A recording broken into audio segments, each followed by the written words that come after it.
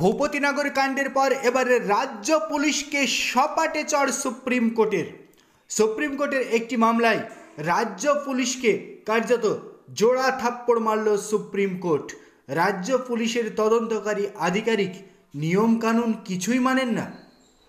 থানার আইসি ও তদন্তকারী অফিসারের বিরুদ্ধে পদক্ষেপের জন্য বিধাননগর কমিশনারেটকে নির্দেশ দিয়েছিল এর আগে কলকাতা হাইকোর্ট। এবার সেই মামলায় সুপ্রিম কোর্ট পর্যন্ত গড়ালো। সেই মামলাতেই সুপ্রিম কোর্টের দুই বিচারপতি স্পষ্টতই কলকাতা হাইকোর্টের রায় বহাল রাখার পাশাপাশি ওই তদন্তকারী আধিকারিককে তীব্র ভর্ৎসনা করলেন।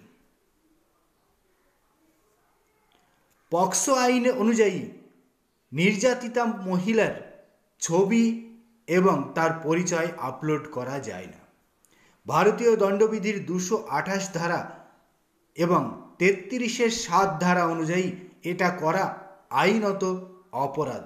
আর সেই নিয়মটাই মানেননি এই রাজ্যের বাগুইআটি থানার ভারপ্রাপ্ত আধিকারিক।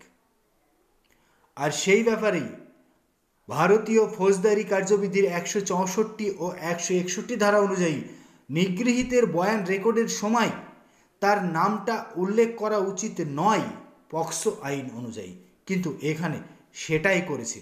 আর শীর্ষ আদালতের একটি আগেকার রায় যেটা পক্সোর আইনকে মান্যতা দিয়েছে, সেই রায়কেও লঙ্ঘন করেছে এই রাজ্যের পুলিশ।